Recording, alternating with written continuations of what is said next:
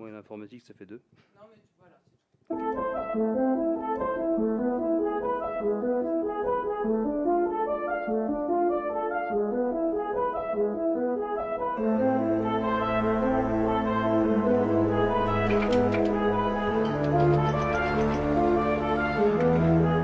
La maison de couture Romain Briffaut porte bien son nom puisqu'on fabrique et on confectionne nos vêtements, que ce soit en prêt-à-porter ou en sur-mesure. Et on a la particularité de le faire à la fois pour notre maison, mais aussi pour les plus grandes maisons de luxe françaises. J'ai toujours été attiré par le textile. L'art est tellement immense et que je me suis dit, au bout d'un moment, il faut que je fasse quelque chose de ma passion. Et j'ai dit à Alexandre, est-ce que ce serait possible de créer une maison ensemble de couture, la maison Briffaut. Et puis, de fil en aiguille, ça s'est fait. Moi, j'ai toujours voulu travailler avec et pour Romain. C'est quelqu'un qui est extraordinaire et j'y passe ça que parce que c'est mon frère. L'idée, c'était d'arriver à faire des vêtements sur mesure qui aillent bien à toutes les personnes, toutes les morphologies, puisque on est aussi bien capable de faire des vêtements pour des personnes valides que des personnes en fauteuil roulant. Donc ça a été une de nos premières innovations en 2013. Et c'est la vision de Romain qui a donné vie à ce projet en réalité, d'arriver à proposer des vêtements sur mesure qui arrêtent complètement la fast fashion et qui changent la manière de consommer pour être ce qu'on appelle produit à la demande. Donc la technologie, elle se compose de plusieurs briques en réalité. Il y a tout d'abord une cabine de body scan qui permet de prendre toutes les mesures et la morphologie de la personne en 3D. On vient ensuite vérifier ces mesures et ces mensurations en 3D en réalité virtuelle. Et ensuite, il y a une intelligence artificielle qui vient faire à proprement parler le patron sur mesure. Et ensuite, on va pouvoir venir le découper et l'assembler dans le tissu pour créer le vêtement sur mesure. Je voudrais ouvrir mon champ d'action pour le monde en fait, pour faire profiter en fait de cette technologie. Donc ce serait plus justement l'humain qui essaierait de rentrer dans un vêtement, mais c'est le vêtement qui s'adapterait au corps humain. Donc ce serait quand même un rêve complètement incroyable.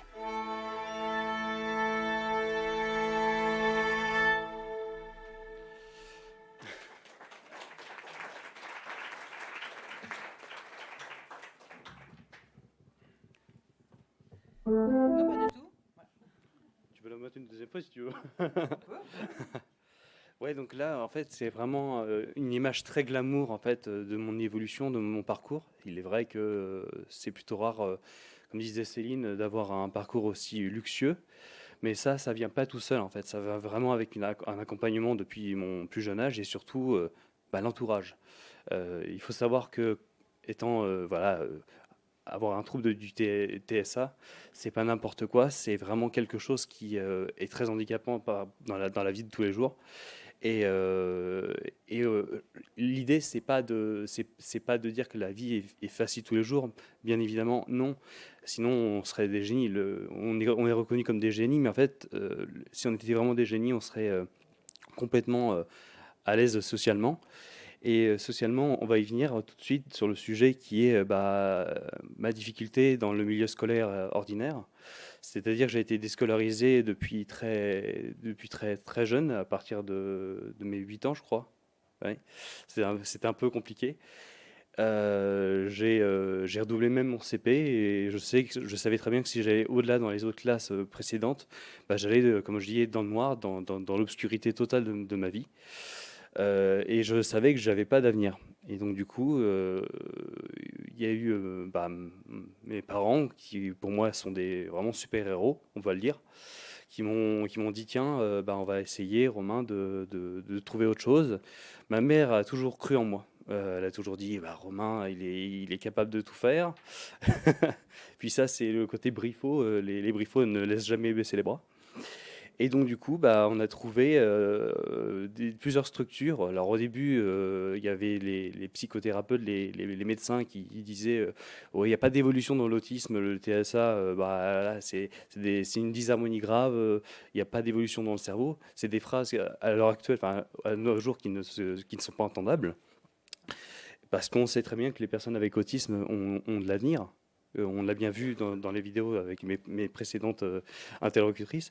Mais c'est incroyable ce qu'une personne autiste peut faire dans la vie. Elle est capable de tout faire, à condition qu'elle soit mise en confiance. Voilà.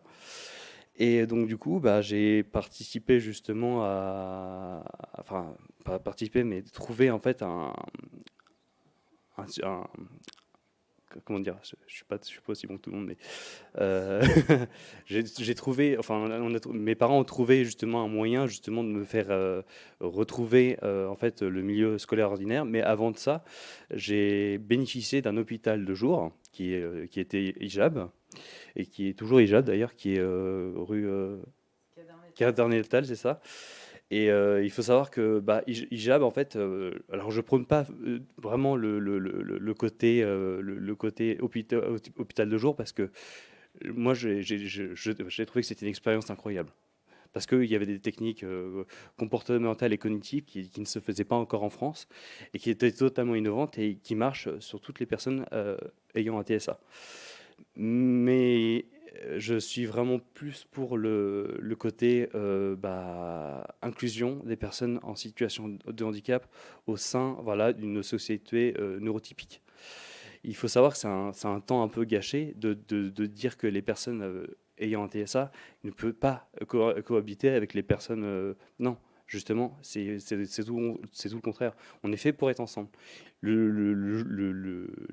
seule chose qu'il y a à savoir, c'est que effectivement, sans accompagnement, sans AVS, à plein temps, je dis bien à plein temps, et qui soit formé au handicap, bah, c'est la seule et unique, enfin, le seul et unique moyen que la personne enfin, ayant l'autisme s'en sorte.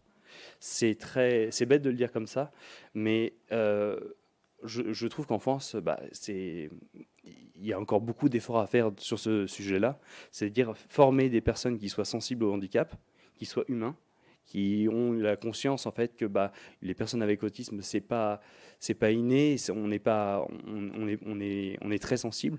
Effectivement, il y a besoin d'accompagnement. Je voyais la vidéo, il y a des personnes qui ont besoin de lunettes de soleil pour les néons.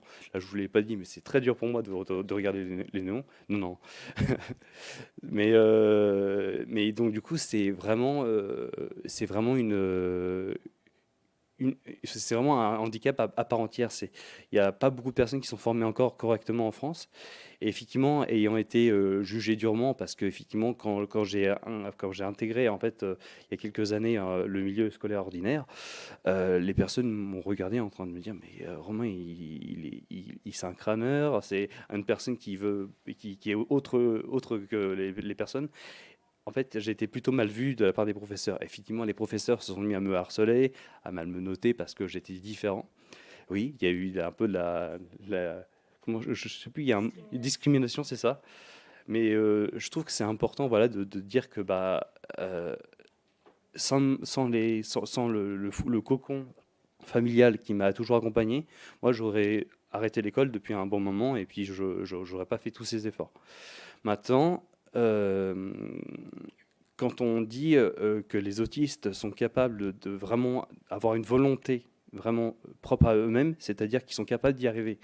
Mon cas est vraiment enfin, à part, mais je trouve que mon cas devrait être, enfin, je parle pour moi, hein, mais je suis rien du tout, mais mais ça devrait être la normalité de donner l'accès et la confiance à toute personne en situation de handicap dès son plus jeune âge. Et en fait, j'ai eu une chance incroyable, c'est de partir à Paris, faire mes études, parce que j'ai eu mon directeur des études quand j'étais au lycée. Il dit, mais Romain, il n'est pas comme les autres. Il est créatif, il a du potentiel, et j'ai été envoyé en MEV, métier de la mode et des vêtements, à Rouen. Et donc, du coup, j'ai fait 3 ans et à la dernière année, bah, j'ai vraiment réussi à exprimer ma créativité.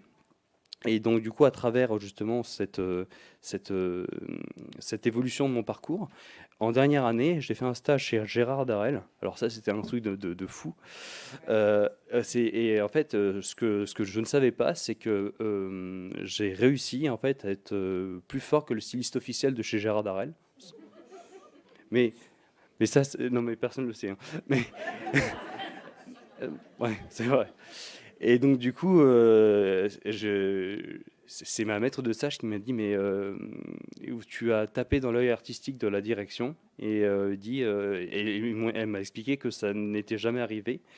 Et c'est pour ça qu'en fait, je dis pas que les personnes avec autisme, ce sont des génies. Si on était des génies, on serait vraiment socialement adaptés tout le temps. On serait vraiment on serait comme vous en fait, classique. Et puis, mais je trouve qu'il y a vraiment une prise de conscience vraiment en France à avoir.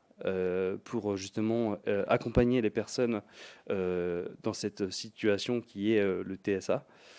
Et on ne le dira jamais assez, mais le fait de ne pas de ne pas être accompagné jusqu'au bout et de ne pas avoir justement les ressources nécessaires pour aider une personne ayant justement ce trouble autistique, et bah, c'est un peu dommage et du gâchis. Voilà. Donc voilà, donc j'ai fait un petit livre, Ma différence et ma force, pour expliquer à peu près justement toutes mes épopées de ma vie. Effectivement, on ne se rend pas forcément compte, mais la famille est très importante. Mes frères ont toujours voulu créer quelque chose pour moi. Euh, il faut savoir aussi que la famille, pour une personne avec autisme, c'est important. Alors, je dis pas forcément que ce soit, je dis pas que ce soit pour les familles avec enfants uniques, mais je trouve que c'est un microclimat qui permet justement à ce que la personne avec autisme intègre en fait au fur et à mesure la société, enfin que l'on connaît tous, c'est-à-dire avoir des interactions sociales, être toujours, comment dire, euh, stimulé psychologiquement. Et j'ai eu une chance extraordinaire dans mon parcours, c'est vraiment d'avoir je me souviens, mes frères rapporter ses amis à la maison. Et le fait de voir les interactions sociales, déjà, je comprenais à peu près comment les efforts et les cohérences sociales, comment ça marchait, les relations. Et je me suis dit, mais en fait, c'est exactement comme ça. Et ma volonté, c'était vraiment de devenir comme mes frères. C'est pas parce que j'étais envieux, je souhaitais être comme mes frères. Et je me suis dit, bah, comment faire? Et en fait, c'est tout simplement, bah, au fur et à mesure de ma vie, dû à ma réinsertion dans le milieu, voilà, ordinaire, à partir de la cinquième, parce que effectivement, j'ai rattrapé un niveau parce que j'ai été déscolarisé, je disais, à partir de mes 8 ans. J'ai bénéficié justement d'un répéteur qui était formé à l'autisme, et j'ai réussi grâce à lui en 6 mois de temps à rattraper un niveau de cinquième, chose qui était impossible, mais vraiment pour moi. Et c'était un répétiteur, voilà, qui était pas comme les autres, qui imageait chaque exercice avec genre des bouteilles d'eau, faire des proportions.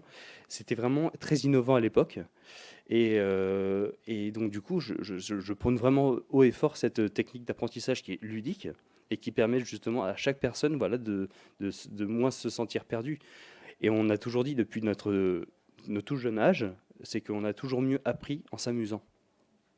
Et une personne avec autisme a plus besoin de ce cocon protecteur et bienveillant pour justement qu'il s'épanouisse pleinement dans le milieu enfin, scolaire ordinaire. Voilà. Mais c'est vrai que ça n'existe pas beaucoup dans le monde, et on apprend beaucoup de choses à l'école, beaucoup. Les mathématiques, l'histoire géo, le français, mais on n'apprend pas les différences. Et ça devrait en faire partie. Voilà. Donc voilà, voilà.